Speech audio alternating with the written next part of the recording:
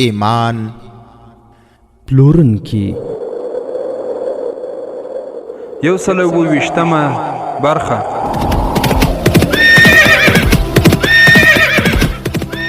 د سلطان صلاح الدین ایوبی رحمه الله د دوران رښتینی کیسې.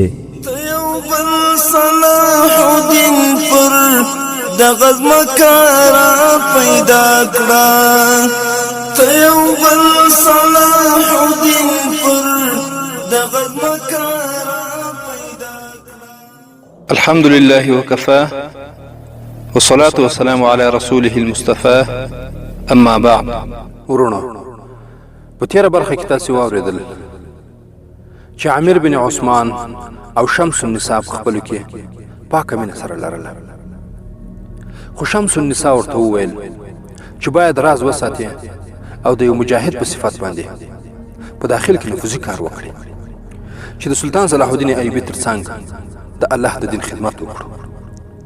او دواړه په دې باندې سلا شول چې موږ دواړه به د تکړه مجاهدینو په څیر د الله د دین خدمت کوو.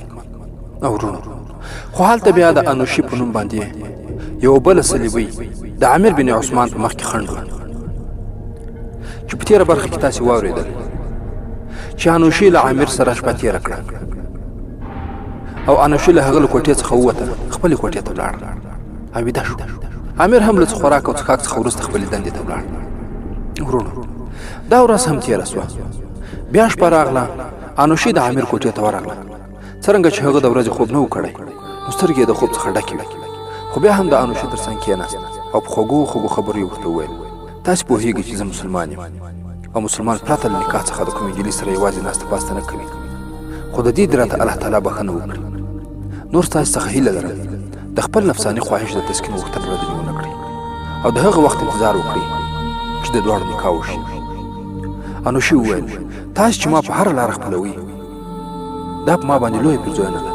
عامره زه تاسې حیوان نه بلکې انسان ګڼم او زړه مې غواړي ستاسې عبادت وکړم. خیر بله شپه چې کله انوشي ورغله او د عامر تر څنګ کېناستله ویې ویل ای سپېڅلی انسانه، زما حالت داسې شوی دی چې یو ځل تاسې ونه ګورم خوب نه راځي. زه به راځم او ستاسې دیدن به کوم تر څو هغه شېبې راشي چې سره یو شو. عامر وویل ای انوشي، زموږ مسلمان واکمنان داسې کار نه خوښوي، خپله چې هر څه کوي خو موږ چې یو بل له زړه څخه وغواړو هغه نه خوښوي.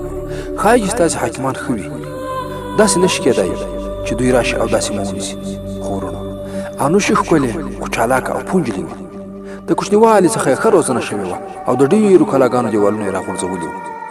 د جابرو او لوړ رتبه چارواکو څخه یې غلامان جوړ کړي وو، خو د انساني فطرت د کمزوریو او فطري غوښتنو څخه آزاد نه وه. هر هغه انسان چې د عاداتو له مخې چچونکی، داړونکی، څیرونکی هم وي، خو د فطرت د زنجیرونو څخه ازادېدلی نه شي کوم چې الله تعالی پیدا کړي دي. هغې د شرابو نشه لیدلې وه خو د محبت له نشې څخه خبره نه وه. او کله چې په هغې باندې خبره شوه نو عامر به د صلیبیانو په باب چې هر څه پوښتنې کولې نو انوشي به هغې ته صحیح ځواب ورکاوه. که د صلیبیانو د استخباراتو مشر خپله نمونهیي ملغلره لیدلې وای نو یقین یې نه راته چې دا هغه نجلۍ ده کومې ته چې دوی سوډانۍ ښاپیرۍ ویله، ځکه له هغې د معصومه ماشومه جوړه شوې وه او د دې احساس یې نه کاوه چې د مسلمانانو د ریښو په ځای خپل ریښې راباسي. ورونو اوس به ورسو اسحاق ته. په بیروت کې اسحاق د خپل صلیبي نایټ یوازې خاص ساتونکی نه و بلکې د هغه سره دوست او اعتمادي ملګری هم شو. هغه ولیدل چې د صلیبیانو بادشاه بالډون د صلیب دومره خیرخوانه دی څومره چې د خپل خواهش او هیلو غلام دی. هغه غوښتل په راتلونکې جګړه کې لویه کامیابي ترلاسه کړي او د مسلمانانو کومه سیمه د انعام په ډول لاندې او آزاد واکمن وګرځي. خو یوه ورځ نایټ اسحاق له ځانه سره روان کړ. د بیروت څخه لرې ولاړل، بې شمېره پوځ یې ولید چې له دوی وړاندې هلته رسېدلی و. نو نایټ خپل مرستیانان راوغوښتل او په مختلفو ځایونو کې د خیمو لګولو لارښوونې ورته وکړې او دا یې ورته وویل پرون د قاهرې څخه زموږ جاسوس راغی او دا خبر یې راوړ چې سلطان صلاح الدین ایوبي د بیروت د محاصره کولو فیصله کړې ده. زموږ دا خیال و چې هغه به د دمشق له لورې راځي، د حلب، موصل او حرن مسلمان حکمرانان به له ځانه سره ملګري کوي او بیا به پر موږ یرغل کوي. خو باوري خبره دا ده چې هغه به زموږ په زړه وار کوي او بیا به له دې وروسته له هغه حکمرانانو سره ګوري کوم چې د پردې تر شا له موږ سره ملګري دي. که موږ خبر شوي نه وای نو په آرام خوب به ویده وای او دا زموږ د مرګ زیری وو. په تاسو کې داسې کسان هم شته چې دا ورته معلوم نه دي چې هغه په محاصره کې ښه تجربه لري او د محاصره کولو وروسته پوځ ته یوه لاره پاتې وي چې یا تسلیم شي یا د هغو خوښه چې ژوندی یې پرېږدي او بیا یې وژني. ورونه اسحاق د داسې خبرو په اورېدلو خولې شو او له ځان سره په دې اندېښمن و چې د مسلمانانو په منځ کې هم د صلیبیانو جاسوسان شته چې دومره د راز خبره دلته راورسېده. ورونه په اوس زمانه کې هره د راز خبره د دوست لخوا دښمن ته رسېږي. نو که تاسې غواړئ چې خپل راز له ځانه سره وساتئ باید داسې دوستانو ته یې ووایي چې څو واره مو تجربه کړې وي او له جاسوسانو څخه باید راز وساتل شي. خیر اسحاق له ځان سره وویل د سلطان صلاح الدین ایوبي په حلقه کې خو یو صلیبی هم نشي کېناستلی. دا کار ضرور کوم مسلمان چارواکي کړی. نو د دې نه علي بن سفیان خبرول ضروري دي چې که سلطان په بیروت د یرغل فیصله کړې وي نو په خپل پلان کې بدلون راولي. نایټ وویل د دې خبر نه موږ دا ګټه اخیستلی شو چې ستاسې د لاس لاندې پوځ او نور پوځیان چې د بیروت څلورو خواو ته پټ شوي کله چې د سلطان صلاح الدین ایوبي پوځ راورسېږي نو د هرکلي لپاره به تاسې له ښاره څخه پوځ راوباسئ او دا به ورته وښایي چې په دوی باندې په بېخبرۍ کې یرغل شوی دی او د څه مقاومت وروسته به بېرته ښار ته ننوځي. کله چې د محاصرې دایره تنګه شي نو بې شمېره پوځ به د ښار له لوري او د شا څخه پرې یرغل وکړي چې د دې په پایله کې به ټول ووژل شي. خو ورونو یو تجربه کاره قومندان وویل آیا هغه لاره معلومه شوې چې هغوی به پرې راځي؟ نایټ ځواب ورکړ تر اوسه خو معلومه شوې نه ده. فکر کوم زموږ له سیمې څخه به تېر نه شي. قومندان وویل محترمه دا خو تاسو ته معلومه ده چې بیروت د بحر په غاړه پروت دی نو هغوی خپل بحري ځواک هم استعمالولی شي. نایټ وویل د هغوی زیات پوځ د بحر له لارې راځي. موږ د هغوی مقابله په اوبو کې نه کوو. هغوی ته د ساحل په غاړه د ښکته کېدو موقع ورکوو او د شا له لوري به پرې داسې حمله کوو چې کښتۍ خرابې نه شي او نه د تېښتې لاره پیدا کړي. زما ملګرو تاسې پوهېږئ چې داسې د راز خبرې کول ښه نه دي ځکه چې زموږ د استخباراتو غړي د مسلمانانو په سیمه کې شته. همدارنګه به د هغوی جاسوسان هم زموږ په سیمه کې وي. یو قومندان وویل د مسلمانو واکمنانو نیت څه دی؟ نایټ ځواب ورکړ د هغوی له لوري پر موږ باندې د یرغل هېڅ امکان نشته. د حلب حکمران عز الدین موصل ته راغلی او د موصل حکمران عماد الدین حلب ته تللی دی او دا بدلون زموږ مشوره شوی دی او د دې امکان هم شته چې یو له هغوی څخه سلطان صلاح الدین ایوبي باندې د شا له لوري یرغل هم وکړي. خو ورونو اسحاق هم د موقع په لټه کې و. د شپې د خوراک او څښاک څخه وروسته اسحاق نایټ ته وویل څه وخت وروسته به تاسې په جګړه کې مصروف یاست او ما ته به د تللو اجازه نه راکوئ چې خپله کورنۍ راولم. ښه به دا وي چې ولاړ شم او هغوی له ځانه سره راولم. نایټ وویل ډېره ښه ده همدا اوس لاړ شه او بېرته زر راځه. اسحاق غوښتل زر ځان قاهرې ته ورسوي خو د دې څخه وړاندې حلب او موصل ته یې تګ ضروري و تر څو د هغه ځای د حالاتو څخه هم ځان خبر کړي. اسحاق ښه تکړه سپور او آس چې د نایټ لخوا ورکړل شوی و د اعلی نسل څخه و نو د میاشتو مزلې په ورځو کې د کولو تجربه درلوده. هغه مزل کوو او د الله تعالی څخه یې وغوښتل چې د سلطان صلاح الدین ایوبي له حرکت څخه وړاندې قاهرې ته ورسېږي.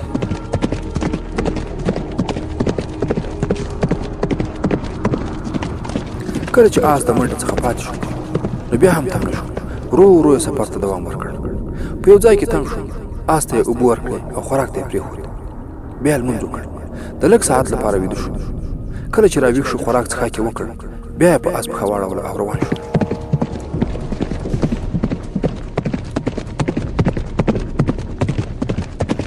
خو شپه راغله هغه هم سفر تېره کړه. سبا ماښام هغه ځای ته ورسېد چې د موصل مینارونه ښکاره کېدل. لمونځ یې وکړ او د لمانځه څخه وروسته د خپلو ملګرو کور ته ورغی. ورونو عز الدین مسعود چې میرمن رضیه ته د سیل کولو لپاره کومه ټانګه ښودلې وه مازدیګر په هغه کې میرمن رضیه شمس النساء خدمتګار او عامر بن عثمان هغه بڼ ته چې یوه لویه چینه پکې وه ولاړل چې د دوو شنو غرونو په منځ کې جوړه کړې وه او دا یوازې د حکمران او له رتبه چارواکو د کورنۍ لپاره وقف شوي. ټول هلته ورسېدل او کېناستل. اسحاق چې کله د ملګري کور ته ورغی ویل غواړم د خوراک او څښاک څخه وروسته قاهرې ته ولاړ شم که څه خدمت وي راته وایه.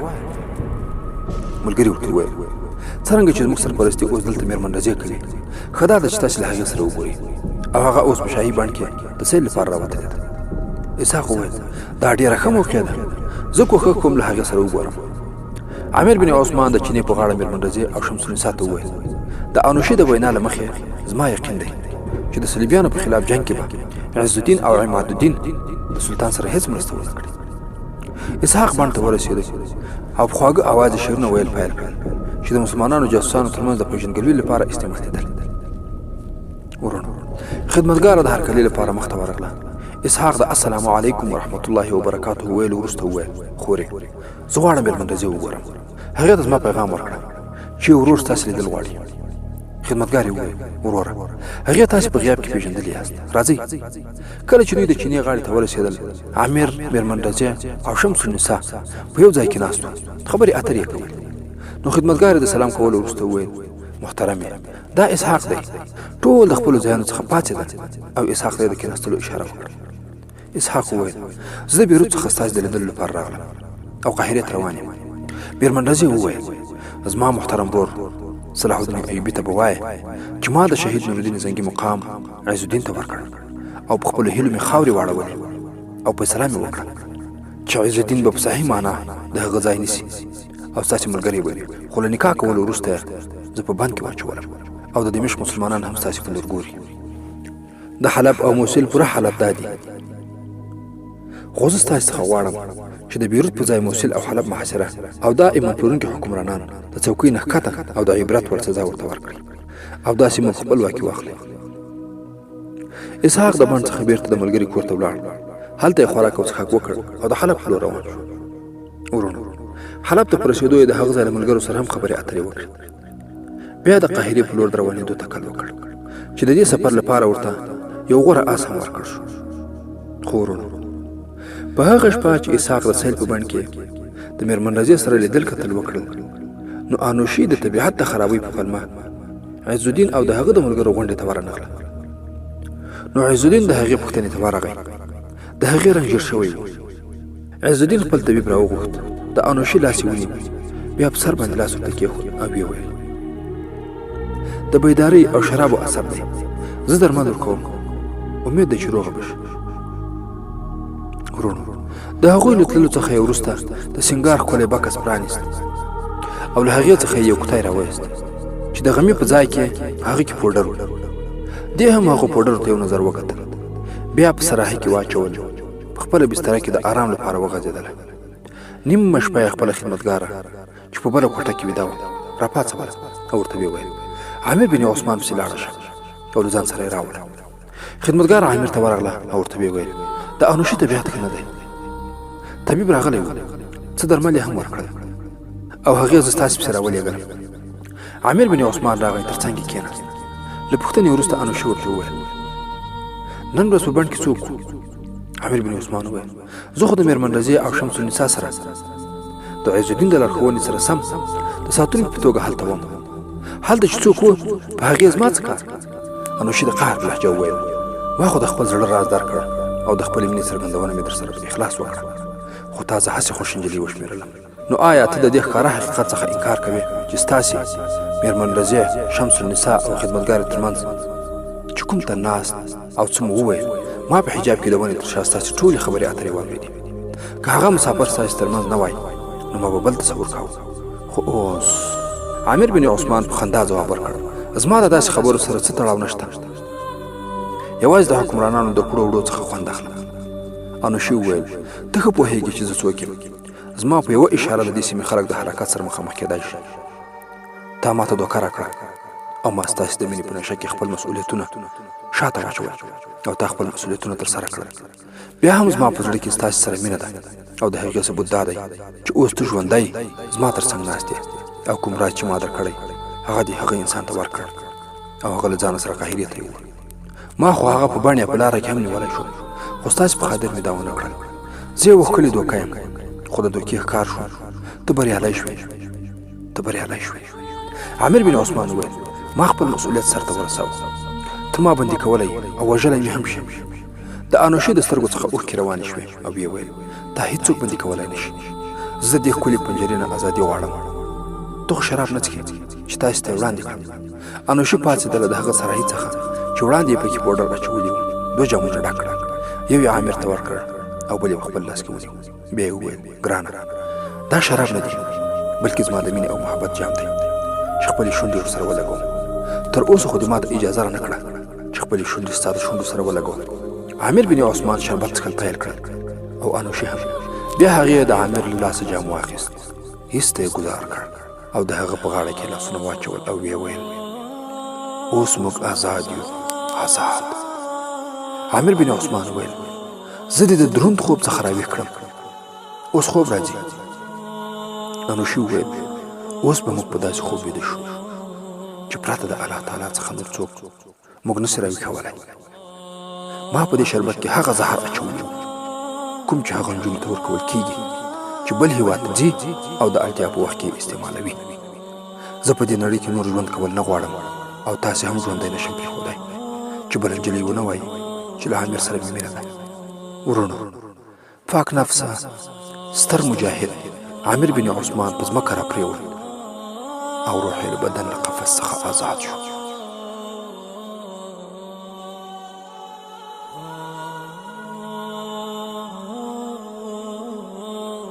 انوشي خدمتګارې ته چې د دروازې تر څنګ ناسته وه غږ کړه. هغه زر راغله. انوشي ورته وویل موږ هر یو خپل مسؤلیت پوره کړ او د زهرو په وسیله په ابدي خوب ویده شو. خدمتګارې منډه کړه او غږ یې کړ.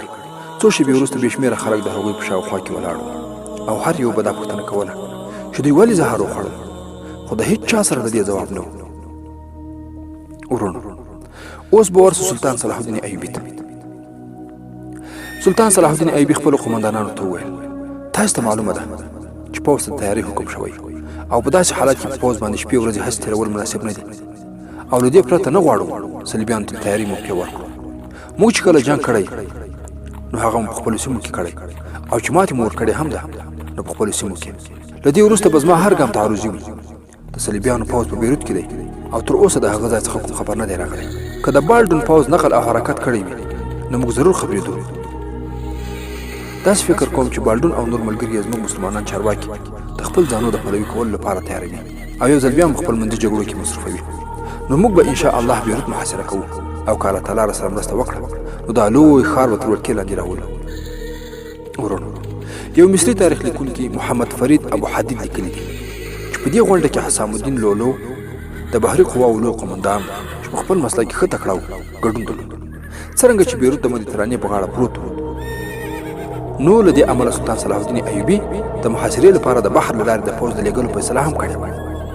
کوم مجاهدینو چې په کښتیو کې تلل غوښتل هغوی اوس اسکندریې ته رسېدلي دي.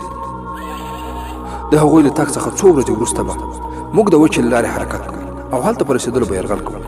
که هغوی تسلیم نه شول نو ټولو ته اجازه ده چې ښار وران کړي، خو په ښځو ماشومانو بوډاګانو او ناروغو به لاس نه پورته کوئ. هغوی ته به پناه ورکوئ او د دې کوښښ به کوئ چې پوځیان ونه وژل شي بلکې ونیول شي. لوټمار به نه کېږي. تاسو ټولو ته د دې اجازه ده چې مخالفت کوونکي په هماغه ځای کې ووژنئ. څومره لوړ رتبه منصبداران چې وي باید ویې وژنئ. د ځمکنۍ قواو تګ به د امن د ورځو په څېر نه بلکې د جنګ په څېر وي. تم ځای کې به خیمې نه ودرېږي، هېڅ سامان به نه پرانیستل کېږي، ټولو ته به کمې اوبه ورکول کېږي او ورسره څو خرماوې، خو د څارویو د لوږې او تندې نه ساتلو خاص انتظام به کېږي. بیا د ټولو څېرو ته وکتل او په خندا یې وویل زما دوستانو موږ تر اوسه د احتیاط له مخې جګړې کړې. د حرکت څخه وړاندې مخکې وروسته ښي او چپ لوري ته حفاظتي تدابیر نیول شوي دي. د دې نتیجه دا شوه صلیبیانو او یهودانو د مسلمانانو سیمې لاندې کړې، زموږ وروڼه یې د ځان ملګري کړي او د مکې او مدینې په لور روان دي. که طارق بن زیاد د بحر څخه لرې د ساحل سره ناست وای نو په اروپا کې به د مسلمانانو بیرغ نه رپېده. که محمد بن قاسم دومره د خطر څخه ډک سفر نه کولای نو هندوستان ته به د اسلام سپېڅلی دین نه رسېده. صلیبیان د ډېر لرې ځایونو څخه زموږ سیمو ته راغلي. نو که تاسې د اسلام د سپېڅلي دین سرلوړي غواړئ نو قدمونه په اور باندې کېږدئ، او که یوازې حکومت کول غواړئ د مصر او شام دواړه سیمې سره یو کړئ او په تخت به کښېنئ او د خطرونو څخه د ځان ساتلو لپاره د صلیبیانو او یهودانو نه مرسته وغواړئ او خپل ایمانونه له هغوی سره ګرو کړئ. ورونو یو قومندان پورته شو او ویې ویل ښاغلی سلطان موږ ستاسې لارښوونې ته سترګې په لار یو. انشاء الله د نن شپې په آخر کې چې د 1182 میلادي کال د مۍ میاشته حرکت کوو او له تاسې پرته به بل څوک نه خبرېږي. خو ورونو اوس به راسو د اسحاق د تیرې برخې کیسې ته چې موږ او تاسې مخکې اورېدلې وه او یو برخه یې پاته وه. د دښتې هغه برخه ډېره ویرونکې وه په کومه کې چې د صلیبیانو کاروان روان و او اسحاق ترکی د هغو سره بندي و. میرنیا کوښښ کاوه چې د اسحاق بن عثمان له سینې څخه هغه راز راوباسي کوم چې هغه یې قاهرې ته رسول غواړي. د شپې لخوا هغه ته نږدې کېده او د هغه د جنسي غریزې د راپارولو کوښښ یې کاوه تر څو په دې توګه هغه د تاثیر لاندې راولي او څه ووایي. خو اسحاق بن عثمان هېڅ ونه ویل. بل لوري ته باربرا داسې هیله لرله چې اسحاق بن عثمان میرنیا ته څه ونه وایي. د کاروان د مشر او د میرنیا د محبوب نه وروسته مارټن لوړ رتبه شخصیت او هغه د باربرا سره د مینې څرګندونه کوله لکه څرنګه چې د هغې زړه ټپي شوی و. نو هر نارینه یې مطلب اشنا ګڼل. مارټن ته یې هېڅ ځواب نه ورکاوه. ورونو مارټن ورته وویل ته خو زما غوښتنه نه منې. بیروت ته په رسېدو به د هغې ګناه سزا در کوم چې په قاهرې کې دې کړې ده. دا خبره ورته د کاروان مشر هم کړې وه. نو دا ډېره خفه وه.